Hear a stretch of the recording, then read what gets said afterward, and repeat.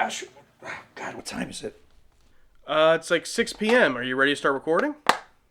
Start recording. Start recording for what? For TNG Season 6? Season 6. Wait, we just finished Season 5. Don't we take a 6-month break before starting the next season? Yeah, I enjoyed those too, but those are gone now. We gotta get jumping right in. Well, I told you this. I was asleep because I have a 4 a.m. flight tomorrow. My vacation in Florida is tomorrow. Sorry, but you're gonna have to cancel that. We gotta get jumping in. All right, well, you're going to have to pay for my cancellation fee and for canceling my vacation. No. Okay.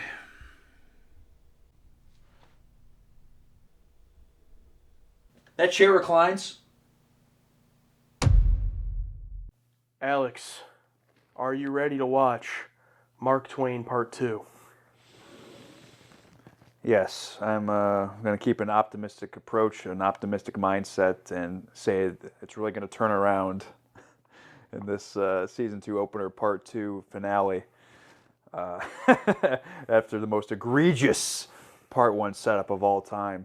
And people had some things to say, like, oh, it was Mark Twain. Like, oh, he was a real person. So that automatically makes the episode good, like how Star Trek references the Cold War makes things good because it referenced real life thing that exists. See? Well, sorry. Also, aside to it making it good, the fact that we didn't pick it up while watching, typical idiots. But that's the gimmick. But yeah, Samuel Clemens being Mark Twain's real name. Obviously, I knew who Mark Twain was. I know, I've read Huckleberry Finn and Tom Sawyer in school. I knew that Mark Twain was a pseudonym. I've never committed to memory his real name. My fault. I am 30 years old. I haven't been in formal school since 2013. I'm a dumb actor, dumb professional wrestler, and a moderately successful YouTuber. I don't think about Mark Twain often. I apologize. And I just feel like, even with all of that being said, just like they had to wait a summer for the show to come back, we have not watched this show in roughly a month, probably a little bit less than a month. I am refreshed and ready to go back in. Season 6, clean slate. I'm very excited. Yeah, the first episode we watched down here was Redemption 2, right? The Season 5 opener, and that feels like yesterday. But I have a feeling I'm not going to have the same visceral reaction. Maybe. Maybe. I mean, it could be the coolest thing ever, but we'll see. Season 5 is in the books. I liked Dune 2. I did not like Dune 1. Oh, so yeah. I'll keep that in mind, but go on. Yeah, I was just going to say, it's all in the books. And not only have we finally arrived at Season 6, we finally arrived at, we're not just watching this season. Once we get past the first chunk of episodes, we're introducing another show as well. We're not there yet. Let's enjoy this first 10 or 11 episodes before we get there, of course. But it's quite an exciting time to be part of the target audience, I think. Last time on Star Trek The Next Generation. Oh, here we go. Instant confirmation that I picked the right disc. The Enterprise. Is that a clipper ship? It is a starship. Starship? I basically remember what happened. Aliens are traveling back in time, scooping up people's souls, feeding this thing, energizing. I'm not willing to accept that he's dead and just leave it at that. You cannot make Mr. Data our priority. What is more important than Data? That pretty much confirms that all of this has already happened before. So all those people that died back in the day, it did happen. Like that these aliens are stealing from? Mm-hmm. All right. Will this be a sequel to Connecticut Yankee, Mr. Twain? Name is Clemens, boy. Sam Clemens. Also, I love that they waited until the opening scene of Part 2 to mention he's Mark Twain. Do you think they got feedback after the cliffhanger? Yeah, guys, no one knew who that was. You gotta let them know. Maybe, yeah.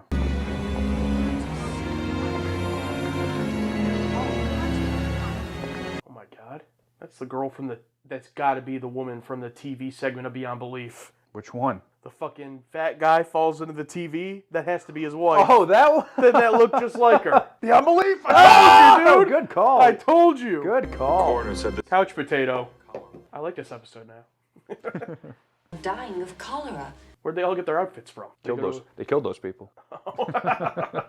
They died because their neural energy was drained somehow. Drained and taken to the video too for those aliens to ingest. Bro, a cop?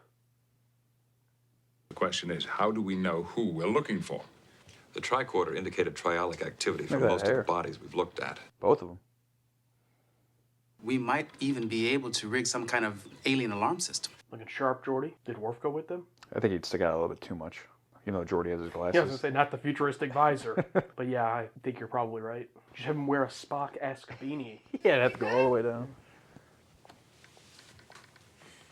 Oh, he's got Oh, glasses. okay. Look at that. I like it. So he's just gonna be blind, basically. Ah, smart. Mr. Pickard, Pickard.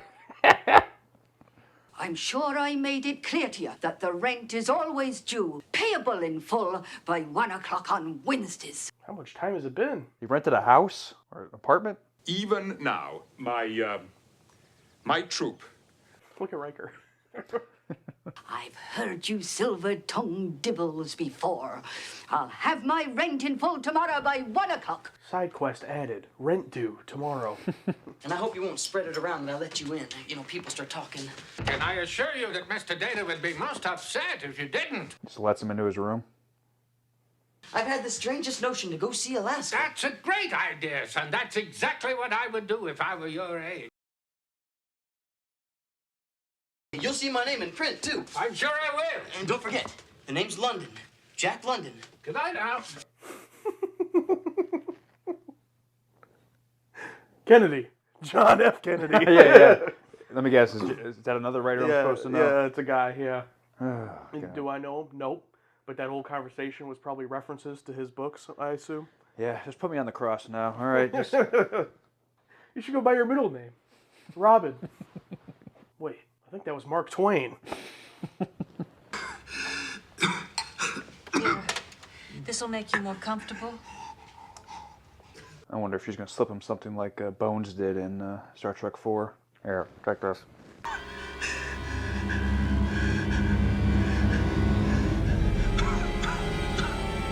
Well, gotta give credit to Les. He's doing a good job with direction in this one. Dr. Apollinaire felt he had entered the algid state. He was cyanotic, pulse unobservable. That's an interesting cane.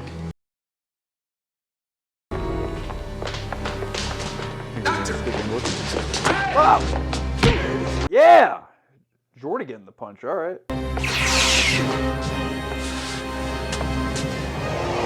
Oh. Ah. I was just assigned here this morning. I was working downtown. I worked downtown for 3 years. I don't remember you. Well, I was only downtown for a few weeks. Where'd you get that? That's a gentleman's cane. Never seen a cane like this. I'll have to confiscate it for evidence. Oh my, you're gonna take the blind man's cane? Just want you to know that I have the utmost respect for the law. Oh, palm strike.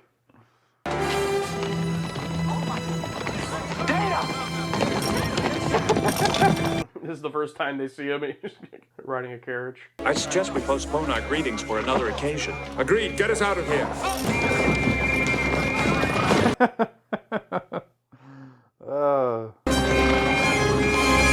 Yeah, keep blowing that whistle. That's going to stop him. This is where we have to stop, boys. Any further and we'll pass the camera.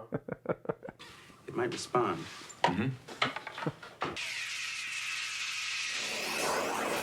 Oh, what? What the? That was sweet. I have located that cavern. Mr. Pickard! I know you're in there. Open the door. You got that rent, bro? Rent. Now, Mrs. Carmichael, right there. Ill met by moonlight. Proud Titania. I think we have found our Titania. Don't you agree? We start rehearsals tomorrow.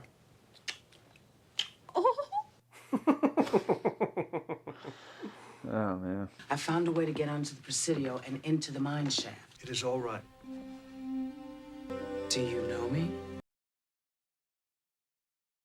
Very well. Do I know you? Not yet. But you will. Oh, man. All those stories she would tell about, like, you know, she wouldn't say Picard, but basically she had hinted it's Picard. And I always thought, like, how does that make any sense? Assuming this is what she was talking about. Yeah, that's basically Robert Pattinson and John David Washington in Tenet. Yeah. This whole thing has Nolan vibes, the writing of it. There's no indication of a control mechanism. I'm not so sure. My visor is picking up crystalline fractures. Please don't tell me they have Data with them. Let's bring Data to the location we found his head.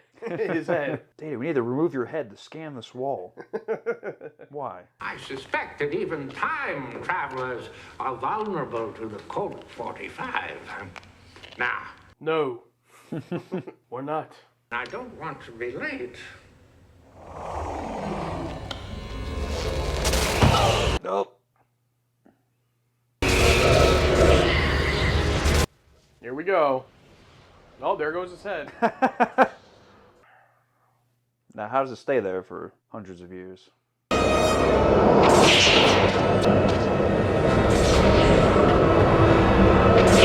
Where are you going? It was very nice of the portal to wait for Mark Twain. I wanted to see how you conducted my future affairs.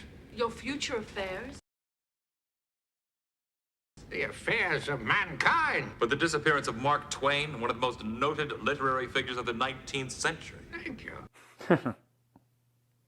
I only took advantage of an irresistible opportunity, as any good writer would. Please just stop talking to him. Please just move on. Just let him be there. Every time the plot starts to move forward, he shows up. All of a sudden, I hear this grating voice. Mr. Worf? Yes, Commander. Make that 6 to transport. Ah, they leave the head there to give Data a new head. Is that what happens here?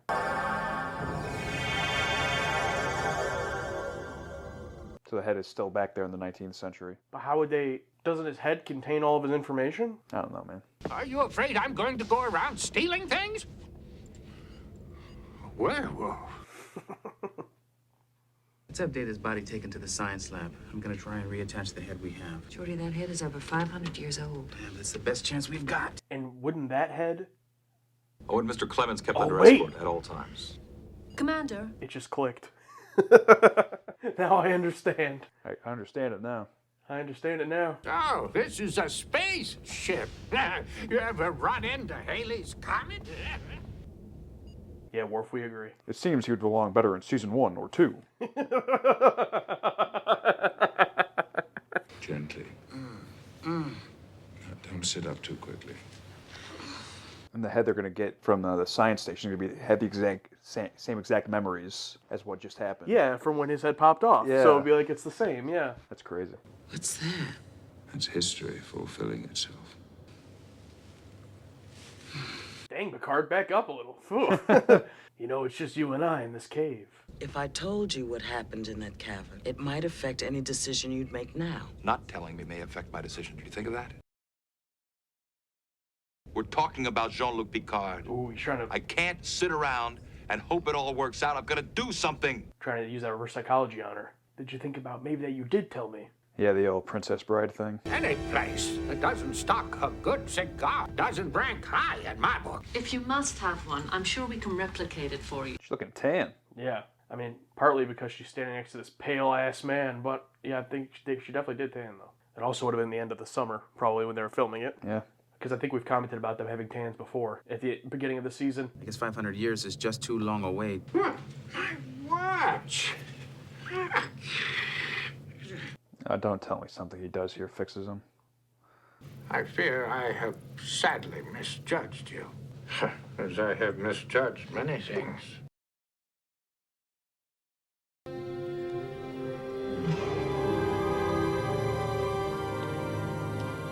Oh, yeah. Can you communicate? Like, how are they going to wrap up this whole plot? Yes. Don't tell me there's going to be a part 3. Your weapons will only amplify the time distortion. You will annihilate your own world. The thing is, there's not really any stakes here, because we know Picard is going to come back in order for the time loop to work. Yeah. Based on Data's head. I recommend we target photon torpedoes on the alien habitat and destroy it immediately. Of course that's a solution. Come on. But right after the aliens told us, like, oh, that'd only make it worse. Power up the photons, Mr. Worf. Alert me when they're ready. Mr. Worf, and we've been in so many situations where every time they, do the thing they think they should do, blow it up, it's the exact opposite. No, turn the shields off. No, don't fire it. Yeah, so. Riker's just excited he's getting revved up to say that phrase. It's been 3 years or 3 seasons. I don't get it. I don't understand why this isn't working. Yeah, any technology ever. Run me a diagnostic on the input polarizers. There is intermittent contact in the input polarizers. Intermittent? Okay, now I'm stuck thinking, like, what came first? Data's head back in the 19th century or them going back to the 19th century? Because what started the... What started the time loop? Yeah, it's a time loop paradox. Yeah. Damn. an iron filing. How'd that get in there? Oh, because Picard still has access to his head. Oh, wait, what? So he put some kind of message in Data's head. Are we planning to fire on the alien habitat? Yeah, but It is imperative that we do not. I will explain later. The Force Riker, hold your fire. Too late. You know, Worf's like, damn it. What if Data said, Geordi, I was conscious the whole 500 years. I'm the one who should return to the 19th century and remain there so your captain can return here. Yes, see, we could have put that together. Come on, aren't you a writer? That's good. That's good. This thing put me down in the middle of Market Street. Took forever to get here. I want to do the special effect of him coming through the portal, yeah. Either didn't want to or didn't have the budget and time. We have no way of knowing if Mr. Clemens was successful. These two are a dangerous combination on Reestablish their your own. firing pattern, Mr. Worf. Oh, God. Mr. Worf, it seems I'm left with no other options besides the only one I know. It's like, I love those two guys more than anything, but they are just not good together in in these situations. If Riker ever became a captain and he chose Mr. Worf as his number one, they're cooked. They'd look more like the Enterprise from yesterday's Enterprise. Guinan needs medical attention. I'll promise you she will be attended to. And there is a bill to be settled at Mrs. Carmichael's boarding house. I'll settle it. Don't worry about settling her bill. I wish time would have allowed me to know you better. Well, you just have to read my books. What I am is pretty much there. Came off like a sponsored ad from Mark Twain books. Make sure you download the Kindle app. They're all on there. Yeah, links in the description. I'll see you in a few minutes. I'm sorry, I must leave you with Mr. Twain. I understand there's a difference between, the holodeck and getting to actually meet the person. That's, there's a difference there. That's cool, but you can just bring them up in the holodeck, Picard, and get to know them. Mr. Worf, are the photons ready? Yes, sir. Fire. He said the thing. Sir, Look how proud I'm he was. detecting a temporal distortion on the surface. And human life signs. Oh shit, I was wrong. Oh my god. I know that Data's sitting there after he just told them not to do it. O'Brien, get him out of there. O'Brien's here? No. No, they just referenced him. Reference by name. Transporter room, have you got him? He has indeed, Commander. And believe me, it's good to be back. Picard didn't say it because they don't have the chief. I wonder if they didn't know if they'd have him, oh, we can cut away to that scene or something, but they just I wonder if that was a flub by Riker, yeah. That's from the intro. Now be careful, boys. Don't jostle her too much. Don't worry, Madam Guinan. You're gonna be fine.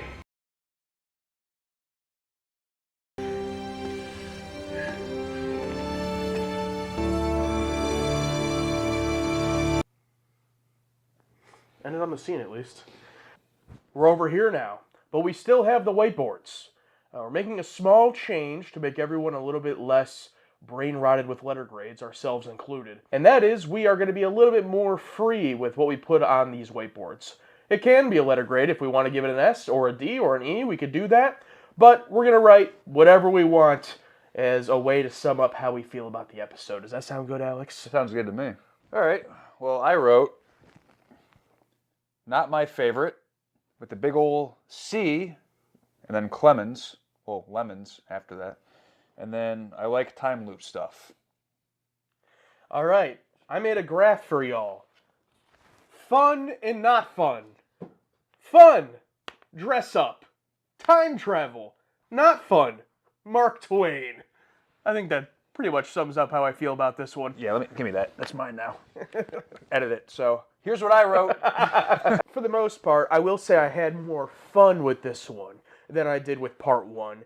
Just in the sense that we got to see all of our main crew except for Worf in really cool costume design, period piece of the time, almost vibes of a holodeck type episode without the holodeck in that way.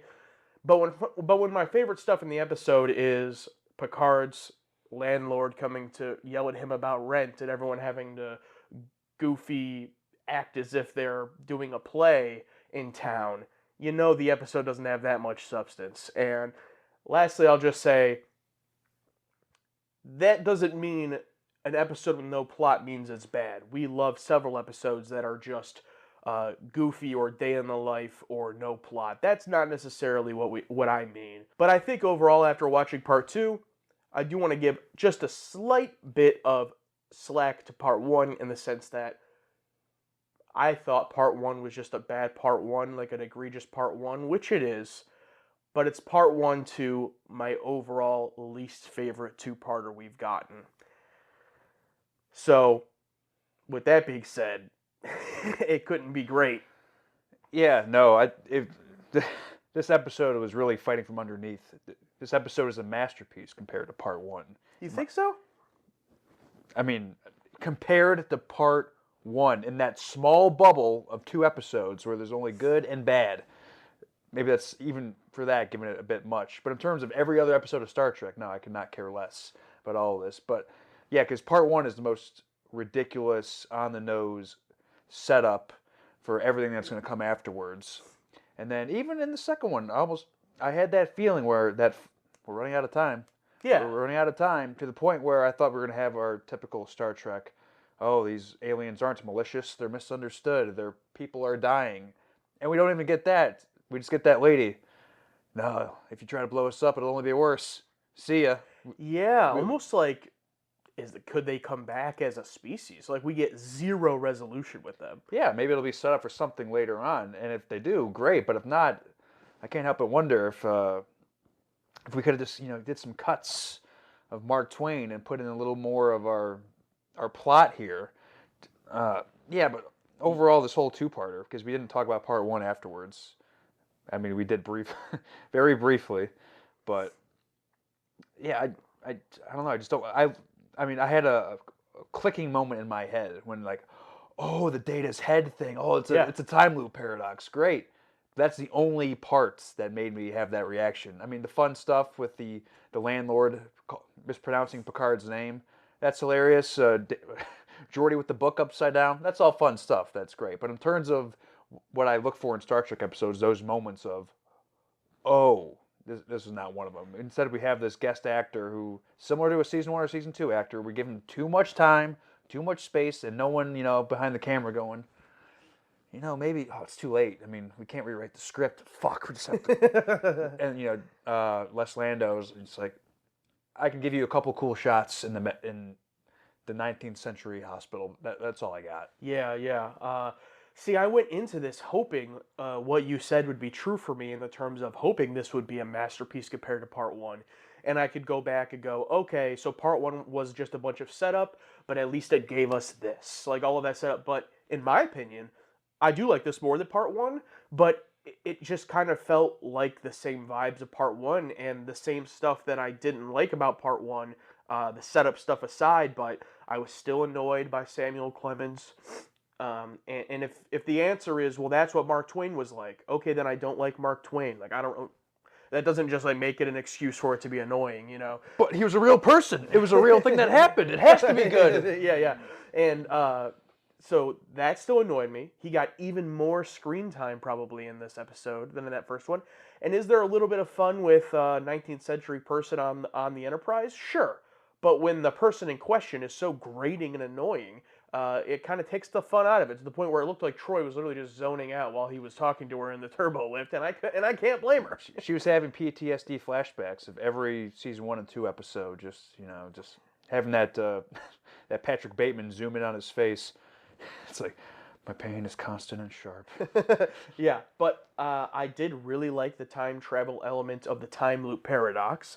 This is something they've played with before, but I don't think they've actually done a straight up time. Like, this is a paradox. Like, if Data's head was there, in order for them to go back to get Data's head, like, how did that start? What happened first? I love those questions. Yeah, I love that. And it doesn't try to answer it with like a sciencey thing. It's just, it is what it is. The stuff with Guinan and Picard was really fun. It was cool to see them interact that early on. Not really enough of an interaction for, the way Guinan was talking about Picard in previous episodes. Like, this man came by and saved me. It's like, yeah, I guess. But like, it wasn't, if this was the payoff to all that, it was nice to see, but I would have liked a bit more. Something more fantastical in terms of why Guinan would want to seek this man out and work on his ship under him, pretty much.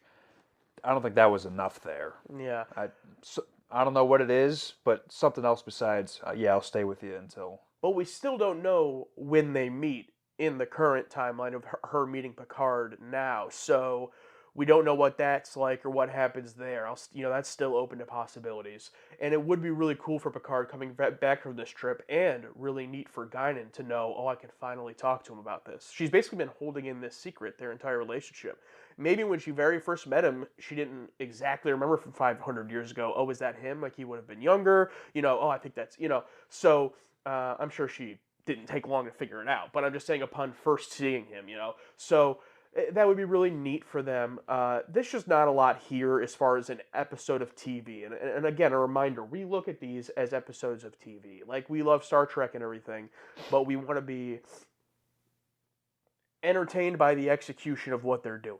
Like, is time travel really cool? Yeah. Is the Data's head thing really neat? Yes. And there are some cool moments we get with that. But a premise, an idea, a theme does not carry an episode. It needs to be executed as a good episode of TV. And I will give credit to the set design, the costume design, and the direction, at least here in part 2 from Les, was really good. Beyond that, though, there's just not a lot of meat on the bone for a two-parter. It's almost like bumping up all of the other two-parters we've had of like, wow, TNG up to this point has actually done a really good job with two-parters, because you compare it to this one, and it's like, this, in my opinion, could have absolutely been one episode. There's nothing here that needed to be, we don't have 45 minutes.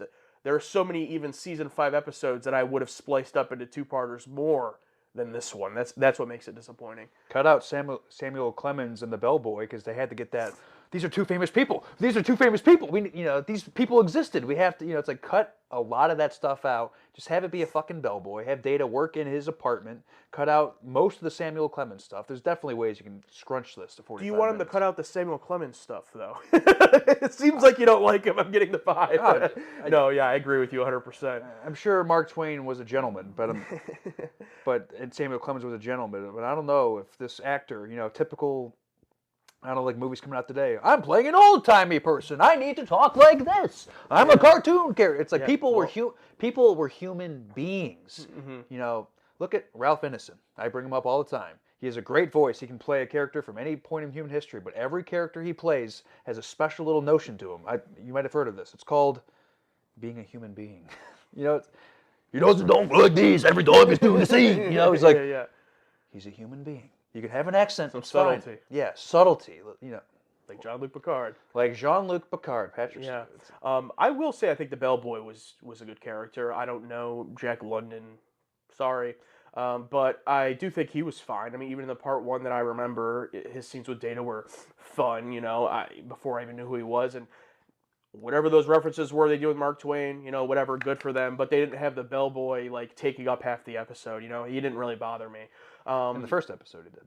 He did bother you? I mean, he took up a lot of time in the first episode. Yeah, but the first episode was so bland that was my favorite stuff in the episode. It was just like Data, not him specifically, but like Data's scenes alone were probably my favorites, where he's talking to him or doing the poker game, because at least those were fun. Like Data building that machine in the first one, at least those were fun. Here it's like everything's kind of infected by Samuel Clemens, so it's hard to enjoy a lot of it with Data. Yeah.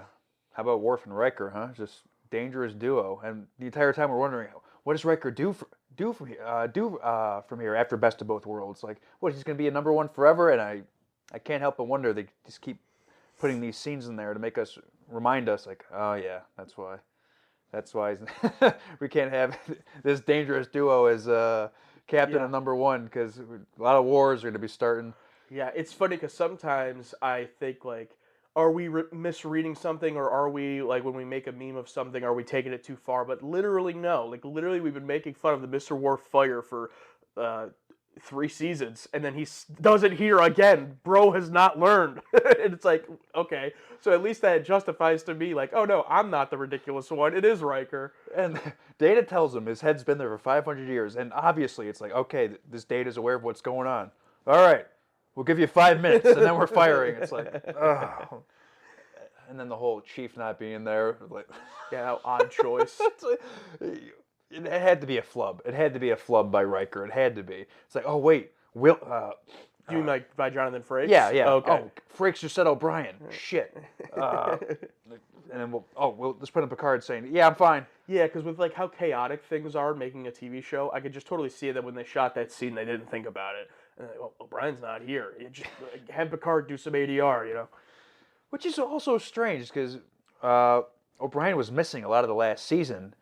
Like they had to know going into this one that he wasn't going to be there. I mean, and plus it's like the second part of a two-parter. Yeah. It probably was the first one they shot. I'd assume. Or weird if it wasn't. Yeah. Overall, there's been worse season premieres. I wouldn't say this is as bad as The Child from season 2 or the Dr. Stubbs episode. Even though I will say, at this point, Mark Twain is probably my least favorite guest character of the show.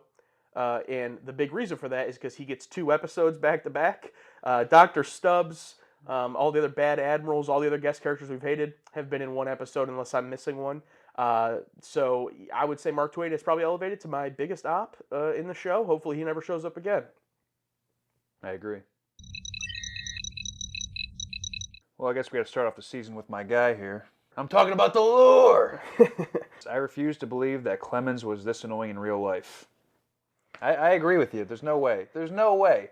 Oh, actor, 19th century. You know,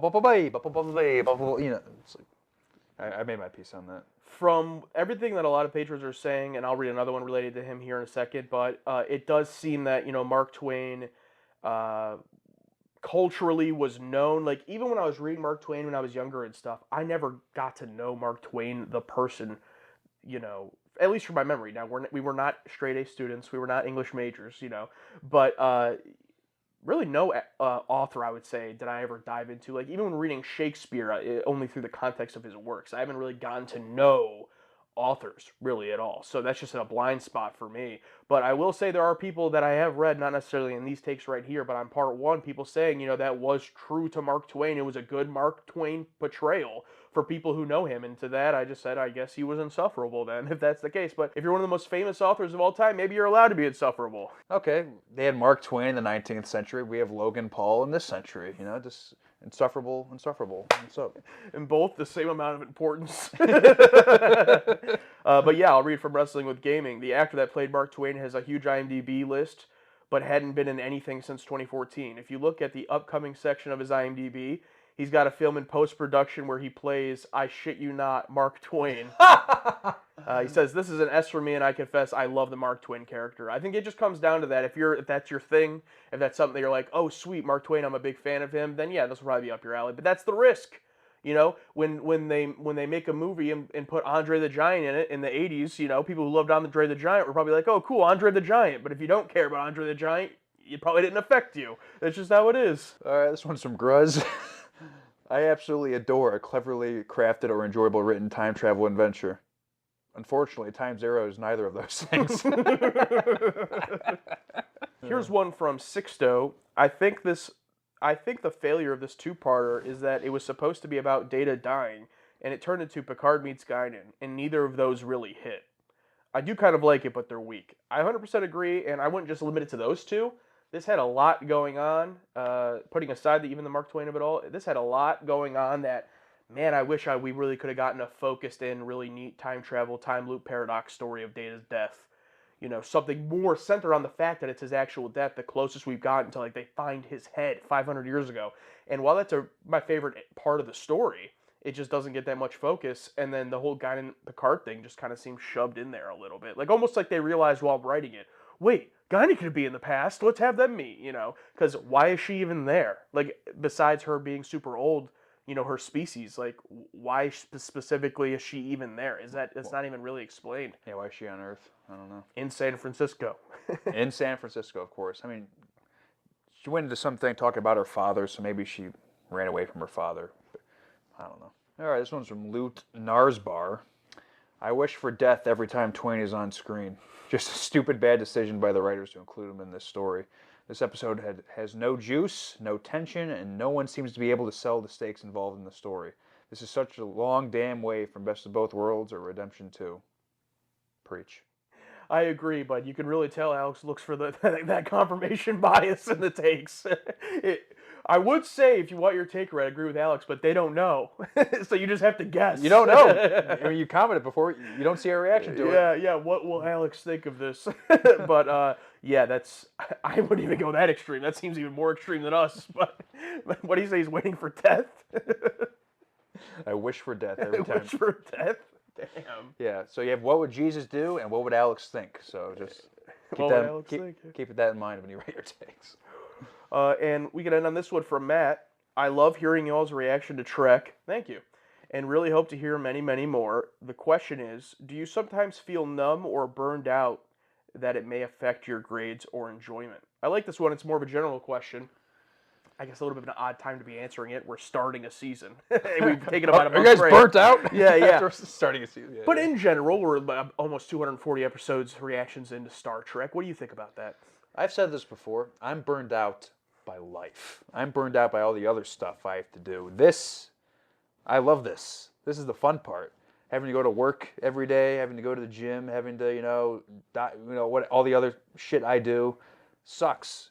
I love this. I mean, sure, I'm burnt out when I come here expecting a good episode and it's time zero. That's when I'm burnt out by, because I know how good this show can be. I've seen where this show has peaked at, or according to me, at this point. Like, I've seen the peaks, and when we're not even close and we're down in the valleys, it's like, guys, we've been there before. Like, the formula's there. Just change some things around. Just tell a good story. It's easy. It's not that hard. But yeah, that's what I'm burned out by. Yeah, I definitely agree with you. And also, I wouldn't necessarily say burned out as in like sitting there watching and I'm burned out. I would say more so, is my set of expectations or what I want different in, episode 200 and X versus watching The Man Trap? A little bit, just in the sense that, we've gone from people who've never seen anything from this franchise to where there's still a whole bunch to watch, but at least in this iteration of TNG, we've seen over 100 episodes. We've seen the majority of the show at this point, unfortunately, and it's kind of like I've, webbed my way around what I like and what I don't like, thus far at least. I can get proven wrong or change my preferences. But even with that being said, I don't think this is anything new. Go back to, like, episode 3 or 4 of our whole Star Trek journey, and we were already saying, like, oh yeah, it was another god creature this time, like 4 episodes into it. The 2 villains in the last 2 episodes have been like god complexes, so I'm curious what route they're going to take next, because if it's another god type character in the next episode, I'll be like, all right, come on. But we're very much, even before getting into this, we know what we like, we know what we don't when it comes to media. And sure, over the past 3 years, we've gotten probably even more gotten into those stances. But this show has shown me a lot of stuff I never would have thought I would have liked, that I really did. So I got to give it credit for that. And in no way do I think I'm burned out when even just looking back to last season and episodes like, The Inner Light and, Iborg being so late in that season. And I loved it so much. I had great reaction. So yeah, that'd be my answer to that. But you talked about the peaks. Let's just hope that this is the lowest valley of the season and it just is uphill from here. We can only go up from here.